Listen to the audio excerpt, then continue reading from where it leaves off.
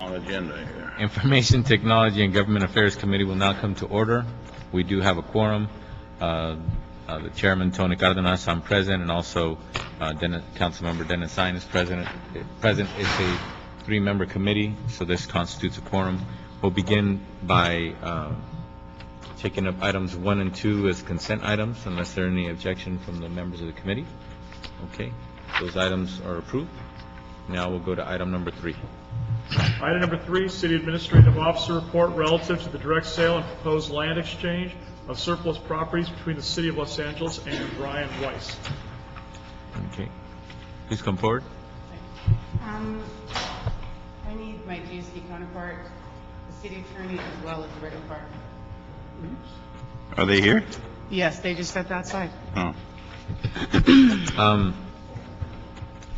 When it comes to the anticipated escrow costs, it's delineated that it's $3,373 worth of escrow costs that we would be committing. I don't have a problem with that. I just wanted to see if somebody could clarify. When this property is owned by the city, so the city represents itself. The city represents itself as the seller when it comes to the responsibilities of the sale. We do not use a broker. We're not using a broker in this particular case. Is there any broker involved at all? Did the buyer bring a broker to the sale? My name is Jacqueline Wagner with the CAO's office. I'm the Municipal Facilities Committee liaison.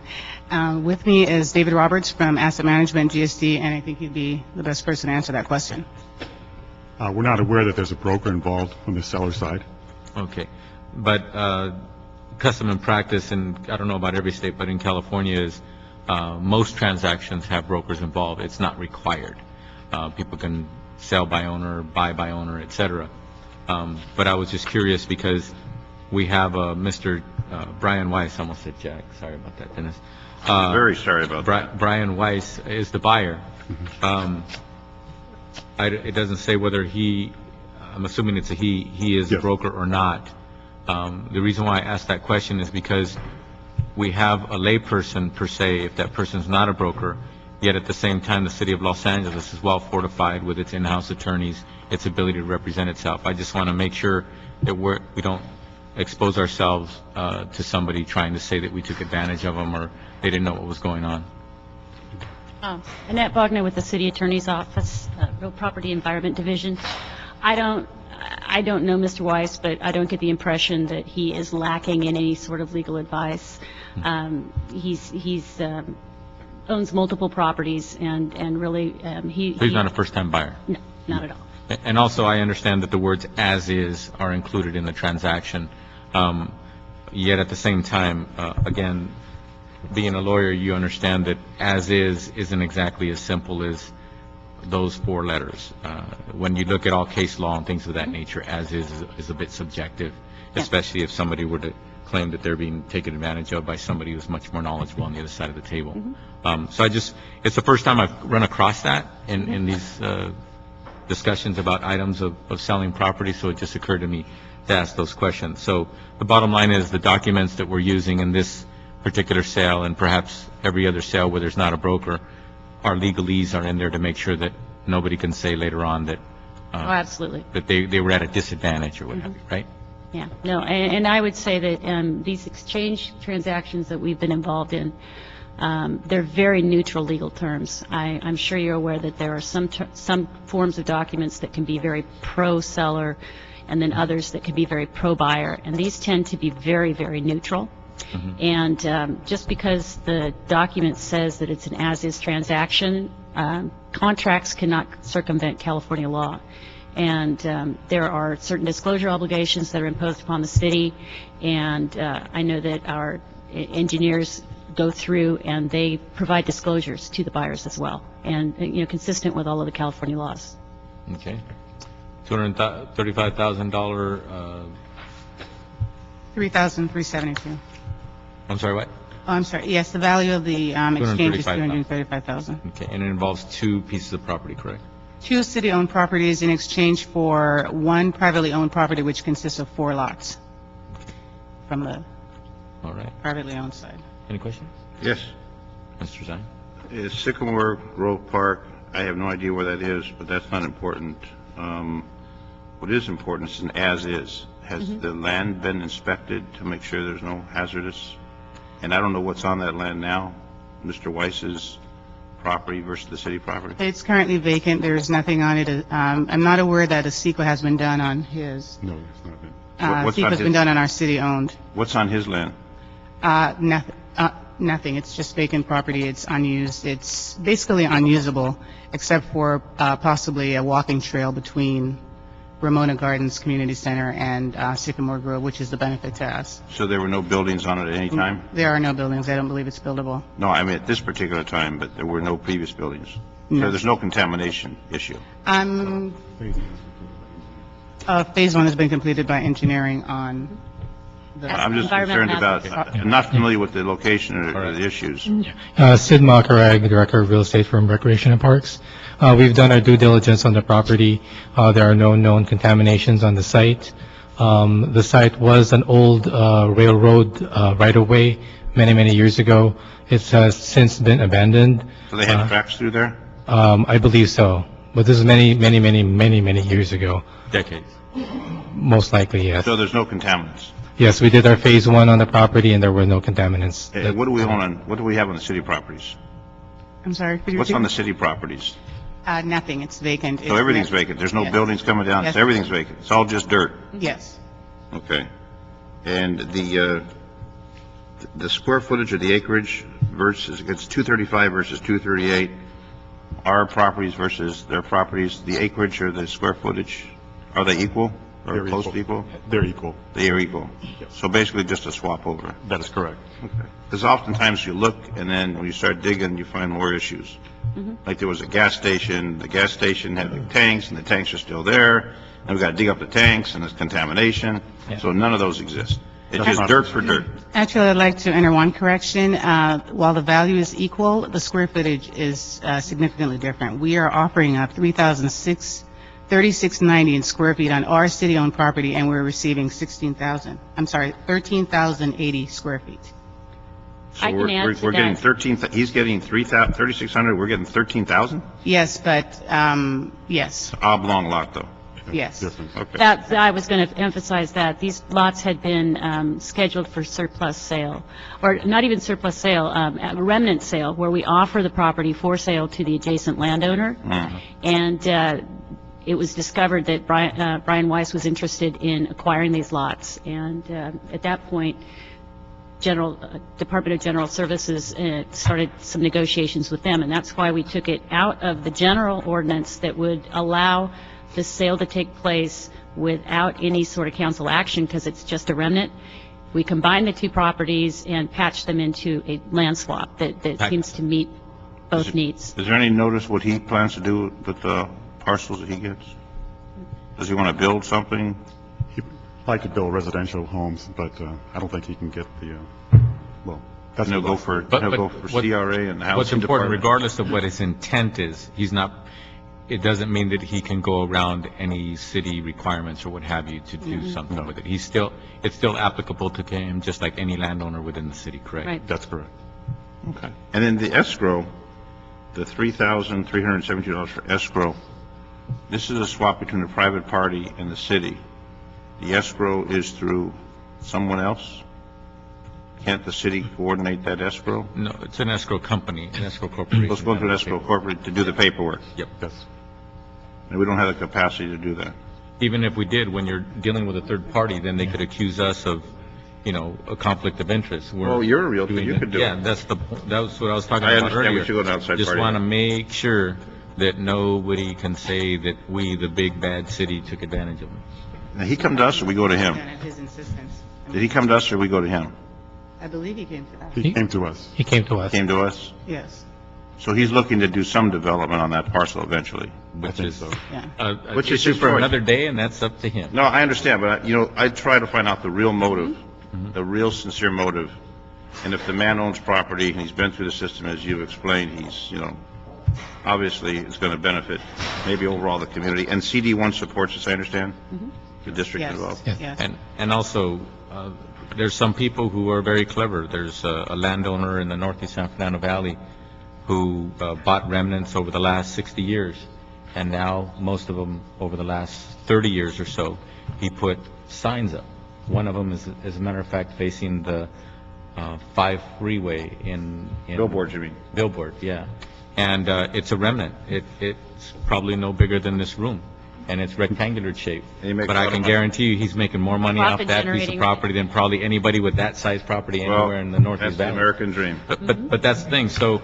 That'll it's make a really fortune. Yeah, it's really interesting what some people's motives are, but at the same time, I think it's, since we talked about that on the record, hey, what he wants to do with it, he has to go through the process like any landowner. He's not going to get any privileges from the city because we were the former owner.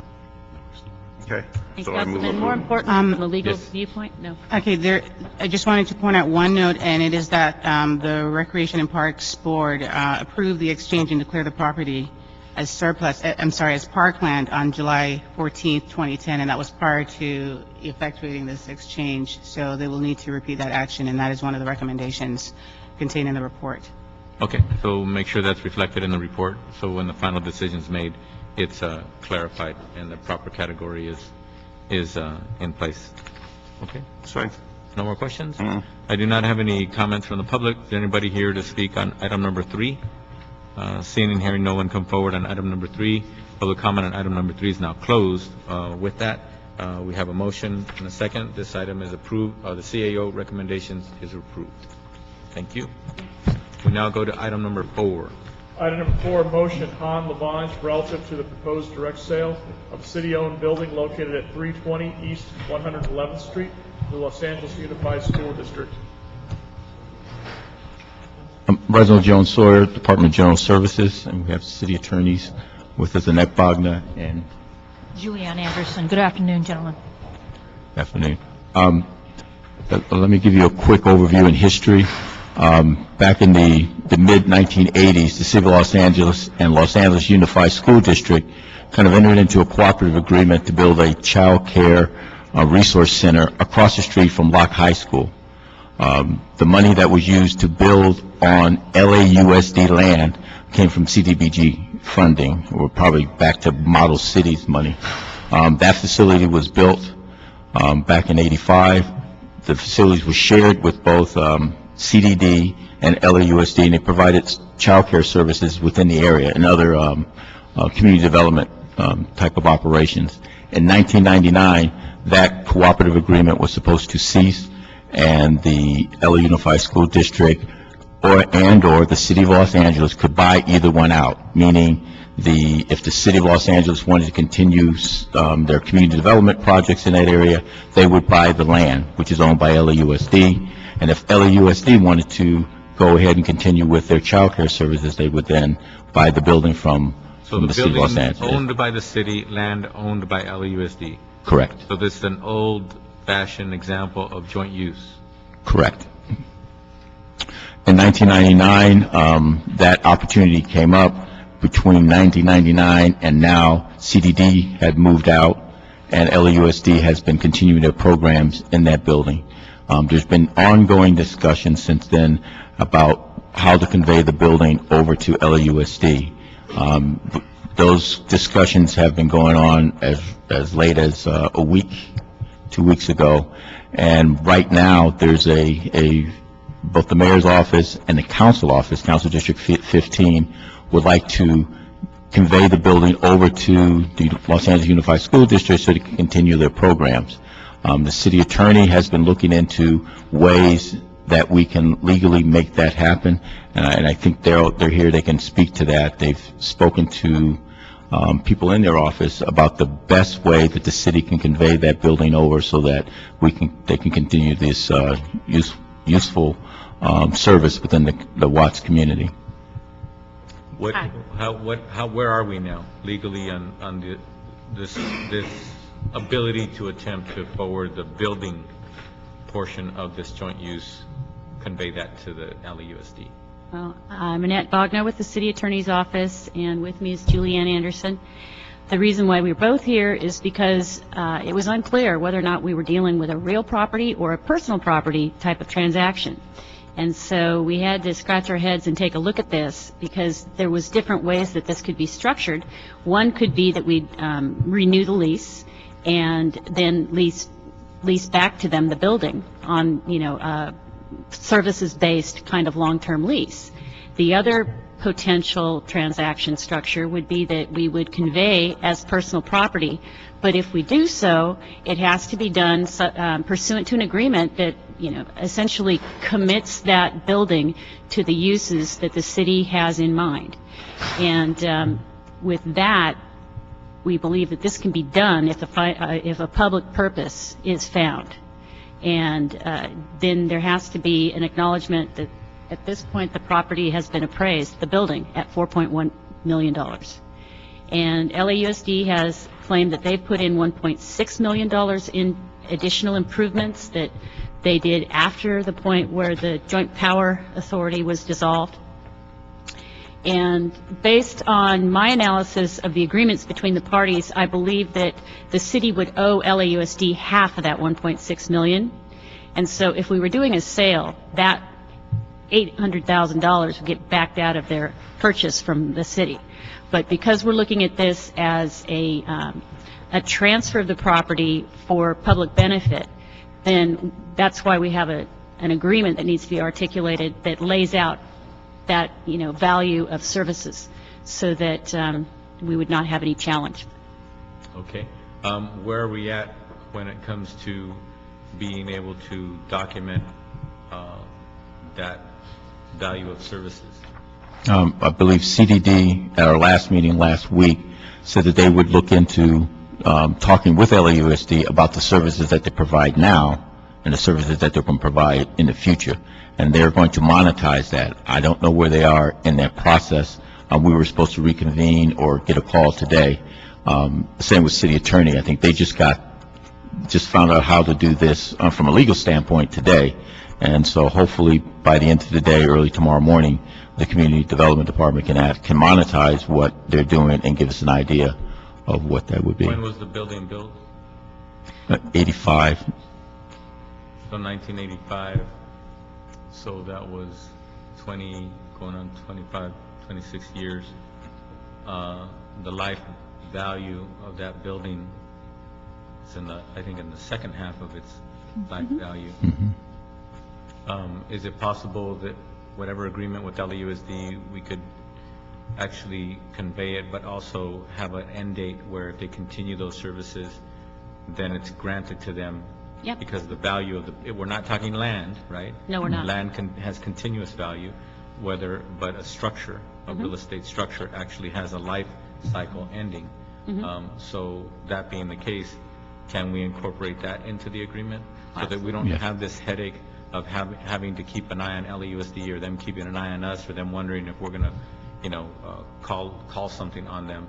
I think that we should also look at the life cycle of the building and then be able to have an end date, whether it's 17 years from now or 11 years from now or what have you, where it says there's another trigger in this agreement where it says, okay, upon that date, they continue to provide services within the scope as described, and then therefore we're done. And one of the reasons why I think that that's important as well, even though as you're the city attorney's office, representing the city, our city within the city attorney's office, everybody knows wherever there's deep pockets, as long as you have a sliver of ownership or responsibility of something happens, the big law firms, they sue everybody who has potentially an ounce of ability to pay. So I think that it's important that we also make sure that there's an end date to that full conveyance so that we don't have any more responsibilities. Yes. Well, I would defer to Julianne because she's going to be the one that structures a personal property transfer, but I believe that it's feasible for us to go ahead and convey the property on the front And end. legitimately. And then just have an agreement that will continue on with an end date. Okay. Well, I would want to take some care, Julianne Anderson, General Counsel at GSD. I would want to take some care, though. The building's been valued at $4.5 million. It is 4.x million. 1.6 million of improvements. I would just want to be kind of careful. It's not that old of a building.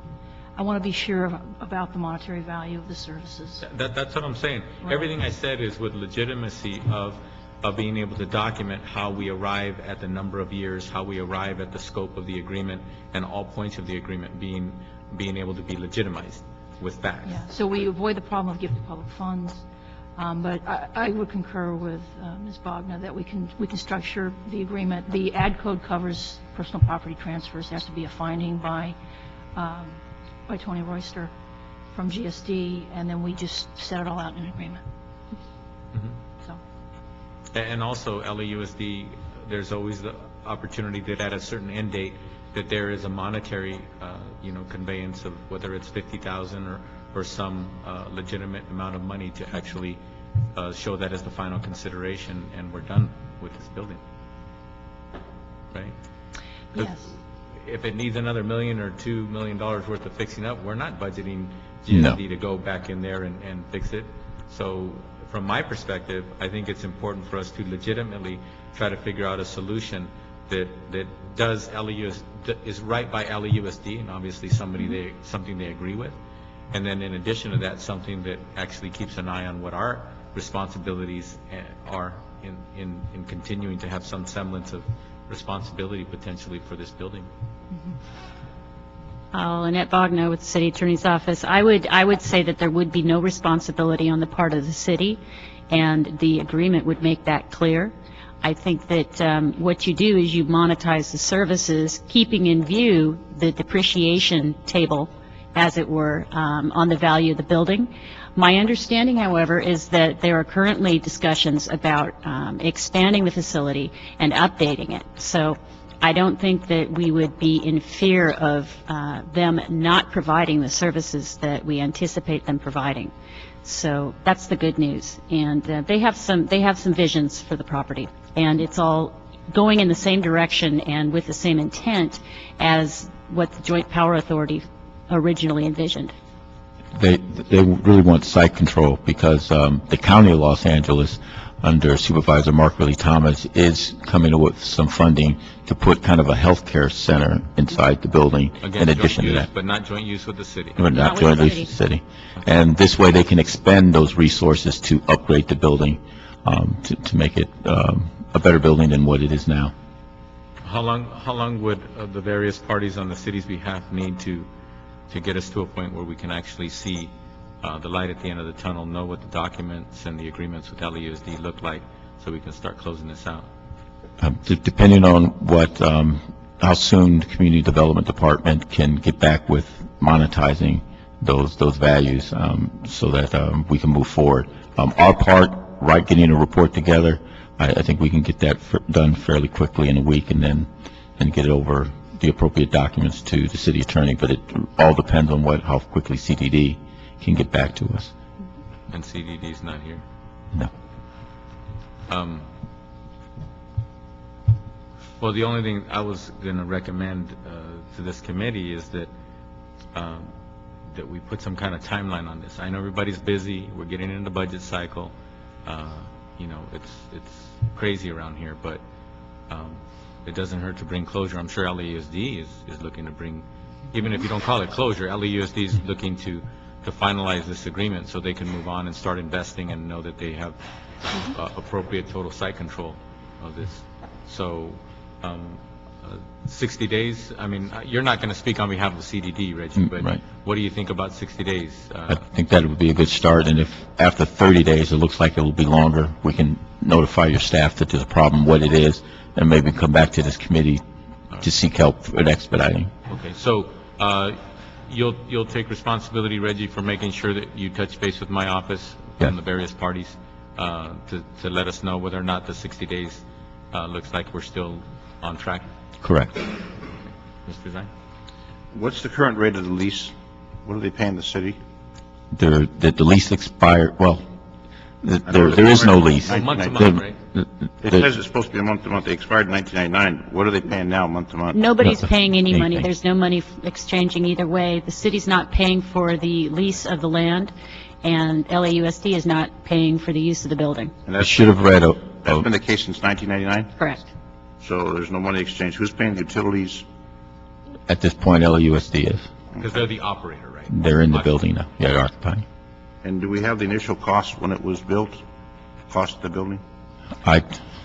Based on my reading of the documents, it was over $1 million, but Yes, the building was built out in the mid to late 70s. It was less than $1 million. I think it was closer to $500,000. And now the building and the property is worth 4.1 appraised value. Okay. And CDD, CDBG funds, are those involved now at all, or is it all LAUSD? Actually, the Community Development Department has said that the monies that were used to build it, they've now been satisfied, and there's no other ties to it. Are there any other funds other than LAUSD funds in the building to operate? No, no others. Not since 1999, right? Not since 1999. Okay. And so what we would do, there wouldn't be any exchange of value. We surrender the building to them. Would then the city generate property tax from that, from LAUSD? Nope. LAUSD does not pay property tax. Governments don't pay, and they're a form of government. So they will not pay property, but they'll pay utility taxes. Air conditioning, water and power, they pay that then? They pay water and power, That. yes. Still, sure, but not property tax. Not property.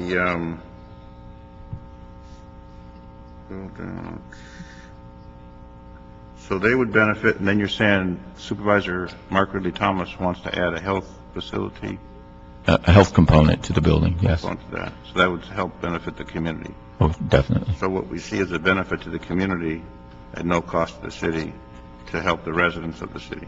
And that's what CDD will all monetize, as what's the benefit back to the city. Yeah, And okay. this is in CD 15, so it's within the city limits. yes, it Correct. is. Because we do own property outside the city limits. This one is in the city limits. Correct.